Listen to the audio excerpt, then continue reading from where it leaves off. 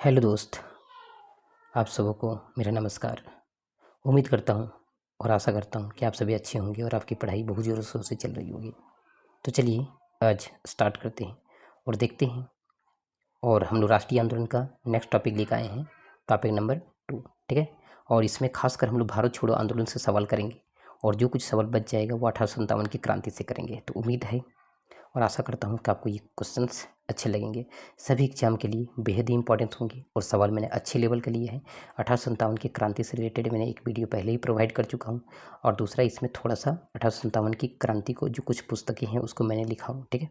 और वो आपको देने का प्रयास करें। इसमें कुछ और साथ ही साथ हमने क्या किया कि भारत छोड़ो आंदोलन से रिलेटेड जो सवाल हैं वो आपको मैं बताने का प्रयास करता हूँ। उम्मीद है, चलिए स्टार्ट करते हैं। तो रहते हैं फर्स्ट क्वेश्चन से। पहला क्वेश्चन बोल रहा है भारत छोड़ो आंदोलन कहाँ से शुरू हुआ। तो देखिए पहला क्वेश्चन बोल रहा है भारत छोड़ो आंदोलन की शुरुआत कहाँ से हुई। तो आपको समझ में आनी चाहिए कि भारत छोड़ो आंदोलन, इसमें आंसर थोड़ा टाइप हो गया, उस पर नहीं जाइएगा, ठीक है। भारत छोड़ो आंदोलन जो है उसकी जो शुरुआत होती है, ठीक है, वो बम्बई से स्टार्ट होती है। ध्यान रखिए कहाँ से स्टार्ट होती है, मुंबई से, ठीक है। भारत छोड़ो आंदोलन स्टार्ट होती है मुंबई से। सबसे पहले मैं इसको विषय में कुछ डिस्कस करता हूँ, ध्यान रखिए। भारत छोड़ो आंदोलन स्टार्ट होती है मुंबई से, ठीक है। और ये जो है वो मुंबई के ग्वालियर टैंक मैदान से स्टार्ट होती है, ग्वालियर, ठीक है। ग्वालियर आप कहीं नोट कर लीजिए या तो बार बार रिपीट कीजिए, ग्वालियर टैंक मैदान, टैंक मैदान, ठीक है। तो बम्बई के ग्वालियर टैंक मैदान से जो होती है वह भारत छोड़ो आंदोलन की शुरुआत होती है। और सबसे पहली बात तो 8 अगस्त 1942 को, याद रखिएगा 8 अगस्त, ठीक है, 8 अगस्त 1942 को ये प्रस्ताव पास होता है, ठीक है। 8 अगस्त 1942 को ये प्रस्ताव पास होता है। इसके विषय में जो वर्धा कांग्रेस की कार्यकारी समिति था, ठीक है, वर्धा कांग्रेस की जो कार्यकारी समिति था उसी के द्वारा क्या हुआ था 14 जुलाई, ठीक है, 14 जुलाई 1942 में ये समिति के द्वारा, कार्यकारी समिति के द्वारा वर्धा, ठीक है, कांग्रेस कार्यकारी समिति के द्वारा इसको पास किया गया था। उसके बाद क्या होता है, ये पूरी तरह से जो पास हो जाती है वो 8 अगस्त 1942 को, और 9 अगस्त 1942 को भारत छोड़ो आंदोलन हो जाता है। तो ध्यान रखिएगा, जब पूछेगा कि वर्धा कांग्रेस कार्यकारी समिति द्वारा यह आंदोलन कब पास होती है तो 14 जुलाई 1942 को। वहीं 8 अगस्त 1942 को क्या होता है कि प्रस्ताव पास हो जाता है, ठीक है, 8 अगस्त 1942 को। और आंदोलन कब हो जाता है तो आपको पता होना चाहिए, 9 अगस्त 1942 को आंदोलन हो जाता है। और ये कहाँ होता है तो आपको पता चाहिए, बम्बई के, ठीक है, ग्वालियर टैंक मैदान में। इस आंदोलन का नेतृत्व किसने किया था तो इस आंदोलन का नेतृत्व खासकर महात्मा गांधी का कभी कभी नाम आ जाता है, लेकिन ये आंदोलन जो था स्वतः स्फूर्त आंदोलन था, ठीक है, स्वतः स्फूर्त आंदोलन, स्फूर्त, ठीक, आंदोलन था। मतलब इस आंदोलन का नेतृत्व किसी ने नहीं किया था। महात्मा गांधी ये बात को जानते थे कि अंग्रेज जो है वो बड़े बड़े नेताओं को, सब नेताओं को, इतने बड़े आंदोलन जब देश स्तर पर चल रही है तो लोगों को बंद कर दिया जाएगा, ठीक है, अलग अलग जगहों पर इसे बंद कर दिया जाएगा, जेल में डाल दिया जाएगा। तो वैसी कंडीशन में आपके पास नेतृत्व करने के लिए कोई नहीं रहेंगे, तो ऐसी स्थिति में सभी व्यक्ति अपने अपने तरीक़ा से इस आंदोलन का नेतृत्व करेंगे। इसलिए ये आंदोलन जो था वो स्वतः स्फूर्त आंदोलन था। माइंड में सीट रखिए, स्वतः स्फूर्त आंदोलन। अगर ये ऑप्शन नहीं आता है एग्जाम में तब आप महात्मा गांधी को टिक कर सकते हैं, लेकिन महात्मा गांधी को भी आगा खां पैलेस में रख दिया गया था, बंद कर दिया गया था। तो कहीं ना कहीं ये आंदोलन जो था स्वतः स्फूर्त आंदोलन था। उम्मीद करता हूँ आपको समझ में आ रही होगी। और जो यहाँ के जितने भी प्रकार के जो बड़े बड़े नेता थे उसको बंद कर रहा था, तो जीरो ऑपरेशन क्या हुआ, जीरो ऑपरेशन, ठीक है, जीरो ऑपरेशन। अगर एग्जाम में आ जाता है जीरो ऑपरेशन का संबंध किससे तो आपको पता होना, जीरो ऑपरेशन का संबंध जो है वो आपका भारत छोड़ो आंदोलन से है। इस ऑपरेशन के तहत जो बड़े बड़े नेता थे उनको जेल में अंग्रेजों ने क्या किया था, बंद कर दिया था, ताकि ये आंदोलन लंबे समय तक ना चल पाए, ठीक है। महात्मा गांधी और सरोजिनी नायडू को आगा खां पैलेस पूना में रखा गया था। किसको किसको, एम के गांधी, ठीक है, एम के गांधी, ठीक। और एक नाम जो मैं बता रहा हूँ एम के गांधी के साथ साथ किसका, सरोजिनी नायडू, ठीक है, सरोजिनी नायडू, इनको रखा गया था पूना के आगा खां पैलेस में। कहाँ रखा गया था, पूना के आगा खां पैलेस में। माइंड में सीट रखिएगा, पूना के आगा खां पैलेस में। और वहीं अन्य नेताओं को रखा गया था अहमदनगर किला में। राजेंद्र प्रसाद को जो रखा गया था, राजेंद्र प्रसाद को जो रखा गया था वो कहाँ रखा गया था, राजेंद्र प्रसाद को आपको बांकीपुर जेल में रखा गया था, याद रखिएगा, बांकीपुर जेल, ठीक है। वहीं अगर बात करेंगे एक नेता और था जिसे हजारीबाग जेल में बंद कर दिया गया था, क्या आप जानते हैं उसका, उनका नाम जानते हैं तो सही है, जयप्रकाश नारायण। कौन थे बताओ, जयप्रकाश नारायण, जयप्रकाश, ठीक है, नारायण। इसे रखा गया था हजारीबाग जेल में, बाद में ये फरार भी हो जाते, वहाँ से भाग भी जाते, ठीक है। तो ये चीज़ों को आपको उम्मीद करता हूँ कि समझ में आ रहा होगा। तो इस हिसाब से आपका ऑप्शन नंबर हो जाएगा मुंबई, ठीक है, ऑप्शन नंबर सी। भारत छोड़ो आंदोलन मुंबई के बम्बई के ग्वालियर टैंक मैदान से 9 अगस्त 1942 को ये आंदोलन जोरों शोरों से चल जाती है, जबकि पास होता है 8 अगस्त 1942 को। लेकिन वर्धा कमेटी के द्वारा, वर्धा कांग्रेस कार्यकारी समिति के द्वारा 14 जुलाई 1942 को इसमें सभी नेताओं को बंद किया जाता है जीरो ऑपरेशन के तहत। उम्मीद करता हूँ समझ में आ रही होगी। और ये भी ध्यान रखें, महात्मा गांधी को वहाँ रखिएगा, क्या पता कौन से सवाल आ जाएंगे। और बड़े बड़े एग्जाम में आजकल सवाल ऐसे रटे रटाए सवाल तो आते नहीं हैं, कोई भी सवाल कहीं से भी आ सकते हैं। तो महात्मा गांधी और सरोजिनी नायडू को आगा खां पैलेस पूना में रखा गया था, ठीक है। अन्य नेताओं को अहमदनगर किला में बंद किया था। डॉक्टर राजेंद्र प्रसाद को बांकीपुर जेल में रखा गया था। वहीं जयप्रकाश नारायण को हजारीबाग जेल में रखा गया था, ठीक है। चलिए नेक्स्ट क्वेश्चन देखते हैं। अब जो आपका नेक्स्ट क्वेश्चन है वो भारत छोड़ो आंदोलन का प्रस्ताव पारित कब हुआ था। अभी जस्ट बताया था 8 अगस्त 1942 को भारत छोड़ो आंदोलन का प्रस्ताव जो होता है पारित हो जाता है। वहीं 9 अगस्त 1942 को भारत छोड़ो आंदोलन हो जाता है। और ये आंदोलन कहाँ होता है, ग्वालियर टैंक मैदान में। इसी आंदोलन में गांधी जी एक नारा देते हैं, करो या मरो, ठीक है, करो या मरो। तो पूछेगा करो और मारो का नारा किसने दिया था। तो करो और मरो का नारा जो दिए थे महात्मा गांधी ने दिया था। तो किस आंदोलन के दौरान दिया था, तो भारत छोड़ो आंदोलन के दौरान दिया था करो या मरो का नारा। ये आंदोलन कैसा था, स्वतः स्फूर्त आंदोलन था, ठीक है। मतलब इसका नेतृत्व करने वाले कोई नहीं थे, क्योंकि देखिए आप जीरो ऑपरेशन के तहत क्या हो रहा है, जितने भी बड़े बड़े नेता है उसको अलग अलग जगहों पर बंद किया जा रहा है। मैं बार बार उनका नाम बोलता हूँ ताकि आपको याद हो जाए, ठीक है। महात्मा गांधी सरोजिनी नायडू को आगा खां पैलेस पूना में रखा गया था, ठीक है। अन्य नेताओं को अहमदनगर किला में रखा गया था। राजेंद्र प्रसाद को बांकीपुर जेल में रखा गया था। जयप्रकाश नारायण को आपको हजारीबाग जेल में रखा गया था। तो इस प्रकार से रखा गया था, ठीक है। उम्मीद करता हूँ आपको समझ में आ रही होगी। चलिए नेक्स्ट क्वेश्चन देखते हैं। और नेक्स्ट क्वेश्चन बोल रहा है कि भारत छोड़ो आंदोलन का नेतृत्व किसने किया था। अभी जस्ट मैंने किया था, ये आंदोलन स्वतः स्फूर्त था, किसी ने इस आंदोलन का नेतृत्व नहीं किया था यहाँ पे। लेकिन महात्मा गांधी स्वतः स्फूर्त नहीं है, तो इस हिसाब से आपको महात्मा गांधी टिक करना है, ठीक है। तो यहाँ हो जाएगा महात्मा गांधी, क्योंकि महात्मा गांधी के ही लीडरशिप में अगर ये नहीं आता है तो सोच के चलना महात्मा गांधी, क्योंकि उस टाइम के सबसे बड़े नेताओं में यही गिने जाते थे, ध्यान रखिएगा, ठीक है। तो इस हिसाब से आपका महात्मा गांधी यहाँ इस ऑप्शन के अनुसार हो सकता है। अर्थात जवाहरलाल नेहरू ने क्या किया था, एक आपको अधिवेशन ध्यान रखना है। कौन सा अधिवेशन ध्यान रखना है, 1929 का लाहौर अधिवेशन, ठीक है, जिसमें पूर्ण स्वराज पारित किया गया था। तो वो भी आपको ध्यान रखना है, ठीक है। और जवाहरलाल नेहरू के नेतृत्व में हुआ था। और सुभाष चंद्र बोस इसके अध्यक्षता में 2 बार क्या हुआ, कांग्रेस का अधिवेशन हुआ है। एक बार आपका होता है 1938 और एक बार 1939, एक बार हरिपुरा और एक बार त्रिपुरी में, ठीक है। तो ये आपको ध्यान में रखना है। और सरदार वल्लभ भाई पटेल को तो हम लोग जानते हैं, ठीक है, भारत का लौह पुरुष के नाम से हम लोग इसको जानते हैं, और भारत का बिस्मार्क भी कहा जाता है। राष्ट्रीय एकता को बनाए रखने में काफ़ी अहम भूमिका निभाई थे। तो ये चीज़ों को आपको ध्यान में रखना है। नेक्स्ट क्वेश्चन देखते हैं क्या बोल रहे हैं। डॉक्टर राजेंद्र प्रसाद को कहाँ रखा गया था। जैसे बताइए, डॉक्टर राजेंद्र प्रसाद को 1942 की भारत छोड़ो आंदोलन के दौरान इसे बांकीपुर जेल में रखा गया था। तो ये हो जाए आपका, ये अहमदनगर किला सॉरी नहीं होगा, ये आपका हो जाएगा बांकीपुर जेल। तो ये आपको रखा गया था बांकीपुर जेल में। ये अहमदनगर किला के अन्य नेताओं को रखा गया था, ठीक है। वहीं आपको बताए थे हजारीबाग में किसे रखे, जयप्रकाश नारायण को। अच्छा, 1857 की क्रांति, 1857 की नहीं, 1942 भारत छोड़ो आंदोलन हुआ। इसके पीछे रीजन क्या था, इसका पहला रीजन तो ये था, क्रिप्स मिशन का असफल था। जो क्रिप्स मिशन इंडिया में आया था, ठीक है, क्रिप्स मिशन, ये क्रिप्स मिशन, ठीक है, भारत के लोगों को खुश नहीं कर पाए। मतलब कहीं ना कहीं इसकी असफलता भी एक जिम्मेवार था। दूसरी कंडीशन, इतने लंबे समय से चल रहे युद्ध के कारण, साथ ही साथ यहाँ अगर देखोगे तो द्वितीय विश्व युद्ध भी चल रही है 1939 से स्टार्ट होकर के 1945 तक। तो इस द्वितीय विश्व युद्ध के कारण भी, ठीक है, युद्ध के कारण महंगाई बढ़ चुकी थी, जनता काफ़ी ज़्यादा आक्रोश में थी, आंदोलन तो होना ही तय था, ठीक है। ब्रिटिश साम्राज्य के प्रति अविश्वास भी लोगों में आ गया था, ठीक है। कई बार लोग तो ऐसे भी बोल रहे हैं इस आंदोलन के दौरान, ठीक है, कि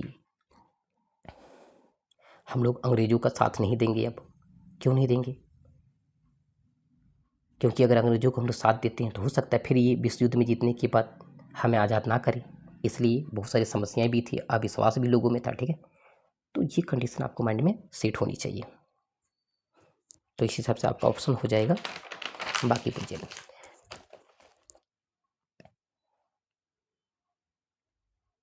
नेक्स्ट क्वेश्चन देखते हैं। और आपका नेक्स्ट क्वेश्चन है, जयप्रकाश नारायण को कहाँ रखा गया था। तो जयप्रकाश नारायण अभिष्ट प्रदेश को हजारीबाग जेल में रखा गया था। तो सबसे ऑप्शन नंबर हो जाएगा बी, जयप्रकाश नारायण को हजारीबाग जेल में रखा गया था। अच्छा, भारत छोड़ो आंदोलन कहाँ से था, तो ग्वालियर टैंक मैदान, कहाँ से, बम्बई की।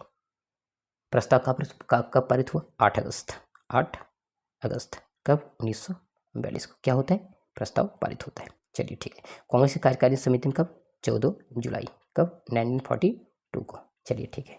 यह आंदोलन पूरी तरह से कब होता है, 9 अगस्त 1942 को। ये 3 डेट है वो आपको ध्यान में रखना है, ठीक है, डेट के साथ, क्योंकि डेट के साथ आता है। ऑपरेशन 0 आवर का संबंध किससे? भारत छोड़ो आंदोलन से। इसके तहत क्या होता है, बड़े नेताओं को जेल में क्या कर दिया गया था, बंद कर दिया गया था, ताकि आंदोलन को लीड करने वाले को नहीं रहे। और ऐसे कंडीशन में ये आंदोलन जो था स्वतः स्फूर्त आंदोलन था। अच्छा, इसके टाइम में क्या होता, भूमिगत रेडियो, जो भूमिगत रेडियो का, ठीक है, संचालन जो किया था उस व्यक्ति का नाम क्या था, उषा मेहता। उषा मेहता बहुत ही इंपॉर्टेंट नाम है, ठीक है, उषा मेहता। इसने क्या भूमिगत होकर के, मतलब छिप करके, ठीक है, और 1900 भारत छोड़ो आंदोलन, ठीक है, 1942 में जो हुआ था भारत छोड़ो आंदोलन, इसका इन्होंने क्या किया था, संचालन किया था। तो अगर पूछेगा कि भूमिगत होकर रेडियो सेवा जो दे रही थी, जिसका संचालन करते वो कौन थे, उषा मेहता। और इसका प्रसारण जो किया था उसका नाम था राम मनोहर लोहिया, राम मनोहर लोहिया, मनोहर लोहिया। उम्मीद करता हूँ आपको समझ में आ रहा होगा, ठीक है। उषा मेहता कौन थी, तो रेडियो का संचालन करने वाली, भूमिगत होकर रेडियो संचालन, छिप छिप कर, ठीक है, अंग्रेजों को पता ना चले और लोगों में राष्ट्रवाद फैलाए, ठीक है, और सारी चीज़ों के विषय में लोगों को अवगत कराए। तो इसलिए भूमिगत रेडियो का संचालन जो करे थे उषा मेहता, और इसका जो प्रसारण कर रहे थे वो आपका डॉक्टर राम मनोहर लोहिया थे। अच्छा, इस टाइम में और भी बहुत सारी चीज़ें हुई थी, समांतर सरकार भी गठित हुई थी, उसके पीछे बहुत सारे रीजन थे। तो समांतर सरकार जब गठित हो रही है, अब मान के चलो अंग्रेज इस टाइम इतनी बढ़ चढ़ के लोग आंदोलन में हिस्सा ले रहे हैं, ये आंदोलन लास्ट में स्वतः स्फूर्त आंदोलन है, सभी लोग पूरी तरह से जोरों शोरों से आंदोलन में क्या कर रहे हैं, भाग ले रहे हैं। तो कहीं ना कहीं अगर यहाँ से चले जाते हैं तो ऐसी कंडीशन में सरकार किस प्रकार से चलेगी, देश किस प्रकार से चलेगा, इसी समांतर सरकारें की गठन की गई थी, ठीक है। तो बलिया में भी 1942 में समांतर सरकार बनी थी और चीतू पांडे के नेतृत्व में, ध्यान रखिएगा। वहीं मिदनापुर की बात करेंगे, तामलुक वाला इलाका, ठीक है, वहाँ जातीय सरकार बनी थी और ये जो था दिसंबर 1942 से लेकर के सितंबर 1943 तक रही थी, ठीक है।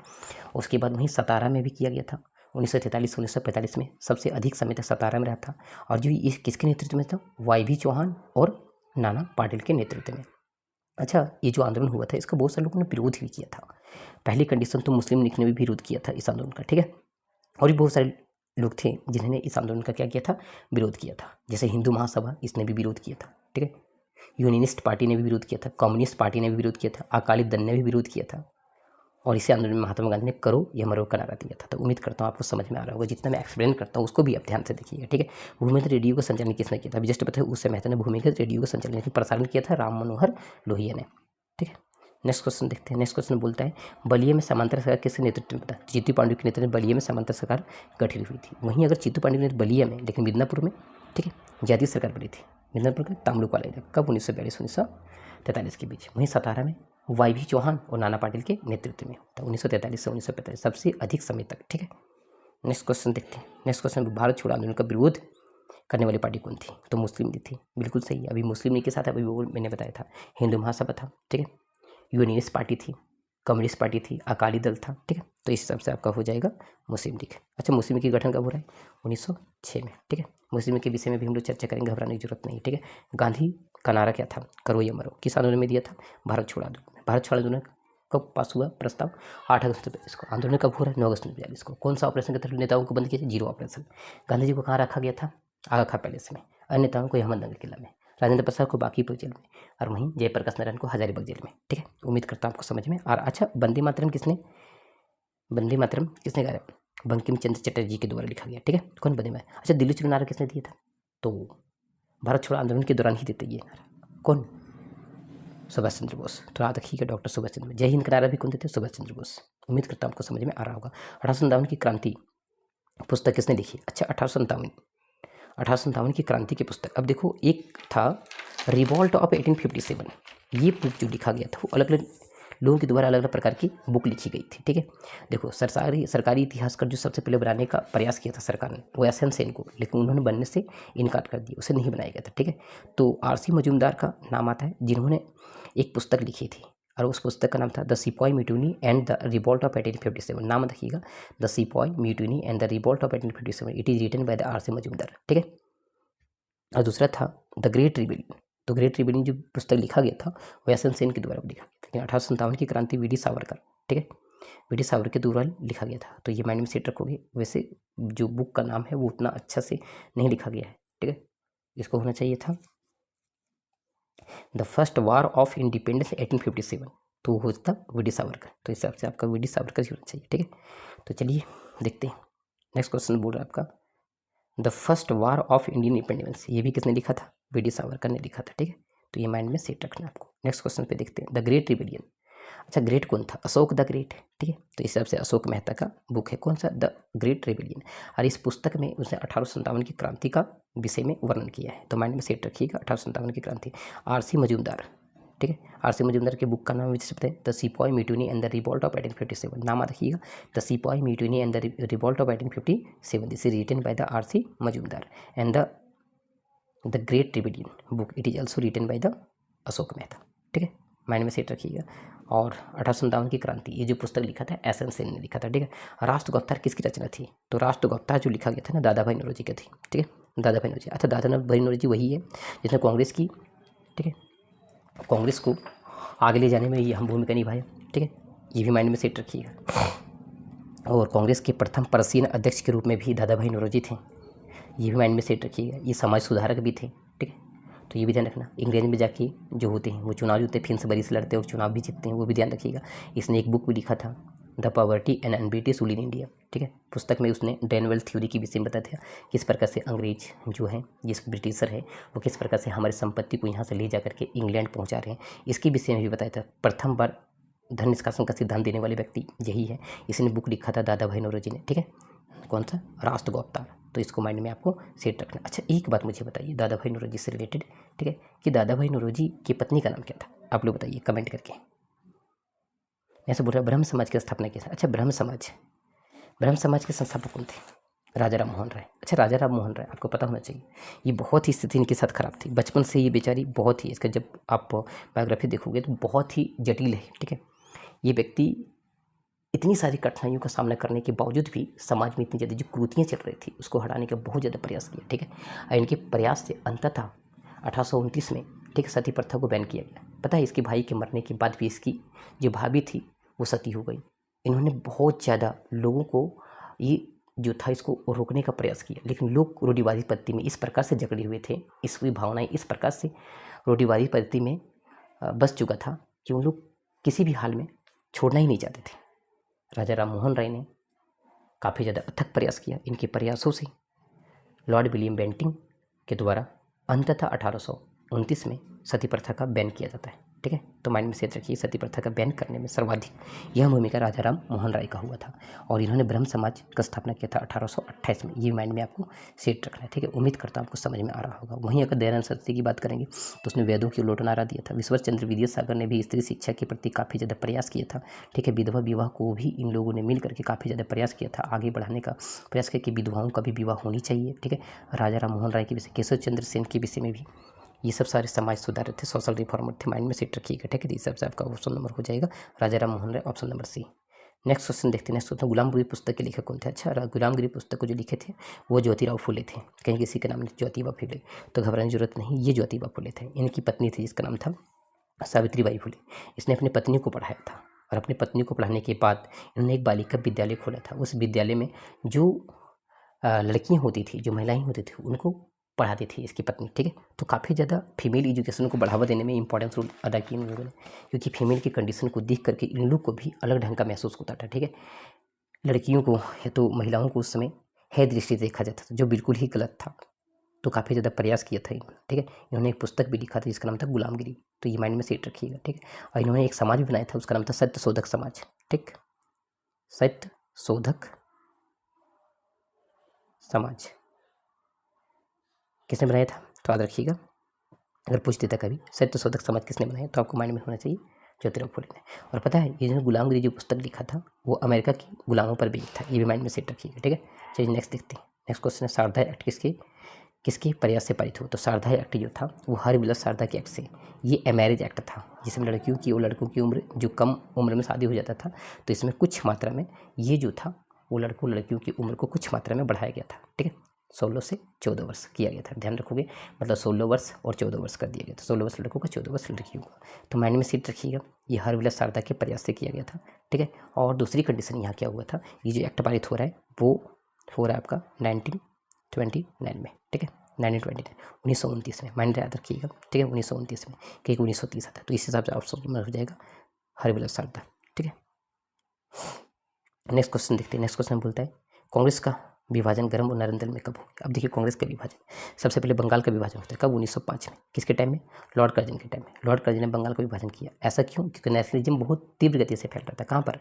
बंगाल में। बंगाल में नेशनलिज्म फैल रहा था, मतलब राष्ट्रवाद की भावनाएं बहुत बढ़ चढ़ गई थी।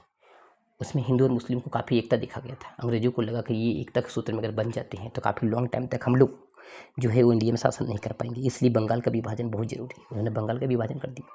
जब बंगाल का विभाजन हुआ, लोग आक्रोश में आ गए। ठीक है, अब आक्रोश में आते हैं तो स्वदेशी आंदोलन भी चलाते हैं।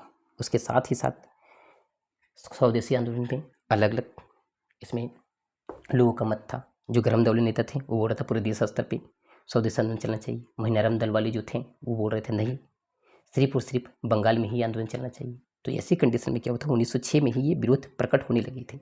1907 में पूरी तरह से दोनों में फूट हो गया। किसमें? गरम दल और नरम दल में। तो इस प्रकार से कांग्रेस का विभाजन होता है 1907 में। उम्मीद करता हूँ आपको समझ में आ रहा होगा। और धीरे धीरे मैं सारा राष्ट्रीय आंदोलन का बहुत सारा पार्ट लेकर आऊँगा। ठीक है, कम से कम 10 पार्ट तो लाऊंगा और उसमें बहुत सारी चीज़ों को आपको बताने का प्रयास करूँगा हिस्ट्री में।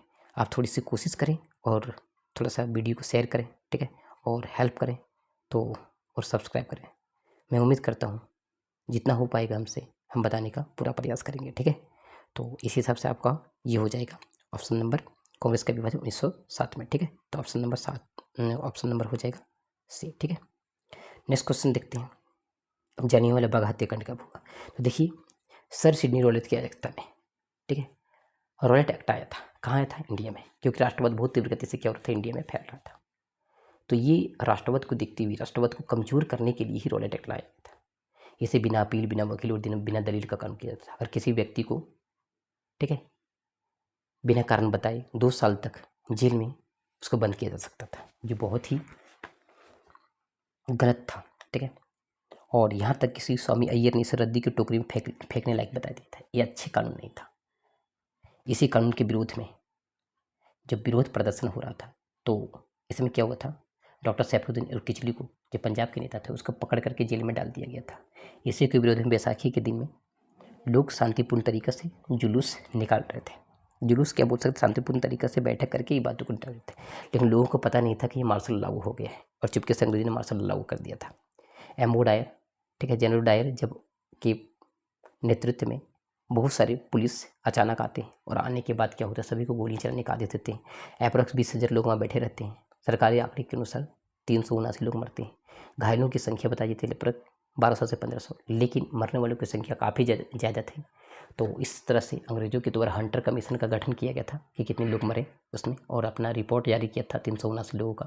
वहीं भारतीयों की तरफ से मदन मोहन मालवीय की अध्यक्षता में भी एक पारित हुआ था, जिसको बोला था तहकीकात कमेटी। तो तहकीकात कमेटी का भी संबंध जो है जालियांवाला बाग हत्याकांड से है, और हंटर कमीशन का भी जो संबंध है जालियांवाला बाग हत्याकांड से। जालियांवाला बाग हत्याकांड 13 अप्रैल 1919 को हो रहा है। ठीक है, और ये क्यों हो रहा है आपको समझ में आ गया, इस हिसाब से आपको हो जाएगा 13 अप्रैल 1919। ठीक है, नेक्स्ट क्वेश्चन में देखते हो। नेक्स्ट क्वेश्चन आपका है, रॉलेट एक्ट किस समिति के सिफारिश पर पारित हुआ था? रॉलेट समिति, ठीक है, सर सिडनी रॉलेट की अध्यक्षता में। तो इस हिसाब से ऑप्शन नंबर आपका हो जाएगा सी। ठीक है, नेक्स्ट क्वेश्चन देखते हैं। यहाँ पर चोरी चोरा कांड कब हुआ? अब देखो, चोरी चोरा कांड असहयोग आंदोलन हुआ था, जो गांधी जी को जालियांवाला बाग हत्याकांड हुआ। गांधी जी भी इससे बहुत ज़्यादा आहत हुए। ठीक है, और देश की रहने वाले प्रत्येक नेता को भी इससे आहत हुआ, और साथ ही साथ देश के प्रत्येक नागरिक को भी अंग्रेजों के प्रति घृणा की भाव पैदा होने लगी। तो गांधी जी के नेतृत्व में 1 अगस्त 1920 को, ठीक है, एक आंदोलन स्टार्ट होती है जिसका नाम होता है असहयोग आंदोलन। और उनमें कहा गया था कि मैं इसको बहुत ज़्यादा डिस्कस करूँगा आगे, ठीक है, कि अंग्रेजों का सपोर्ट नहीं करना है मुझे। ठीक है, अंग्रेजों के सामानों का यूज नहीं करेंगे, जो विद्यार्थी है वह स्कूल कॉलेज छोड़ देंगे, जो वकील वकालत करना छोड़ देंगे। तो ये सब सारी चीज़ों को छोड़ा भी गया था। ये आंदोलन बड़ी जोरों शोरों से चल रहा था। लेकिन जब ये आंदोलन उत्तर प्रदेश के गोरखपुर पहुँचते हैं, अचानक वहाँ पे एक थाने जो पुलिस चौकी मिलता है। वहाँ पर क्या होता है कि 21 पुलिसकर्मी और एक थानेदार, उनको पकड़ करके, ठीक है, जेल के अंदर, थाने के अंदर डाल करके और बाहर से आग लगा दिया जाता है, जिससे ये सारे झुलस के मर जाते हैं। तब जाकर के आंदोलन को गांधी जी जो होते हैं वो 11 फरवरी के आसपास में क्या करते हैं, आंदोलन को वापस ले लेते हैं। ठीक है, और इस तरह से आंदोलन जो होती है वो समाप्त हो जाती है। तो चोरी चोरा कांड जो हुआ था वो 5 फरवरी 1922 को हुआ था। उम्मीद करता हूँ आपको समझ में आ रहा होगा। ठीक है, लेकिन ये इतना बड़ा भी कांड नहीं था जितना अंग्रेजों ने जानबूझकर हमारी जालियांवाला बाग हत्याकांड में किया था। लेकिन गांधी जी यह हिंसा को मानते थे। फिर बात ये भी आता है कि गांधी जी अगर यह हिंसा के पुजारी थे तो भारत छोड़ो आंदोलन जो हुआ था उसमें करो या मारो का नारा क्यों दिया? ठीक है, तो इस सबसे आपका ऑप्शन नंबर हो जाएगा 1। उम्मीद करना आपको समझ में आ रहा होगा। आज यहीं तक, ठीक है। वीडियो को ज़्यादा से ज़्यादा सब्सक्राइब करें और लाइक करें।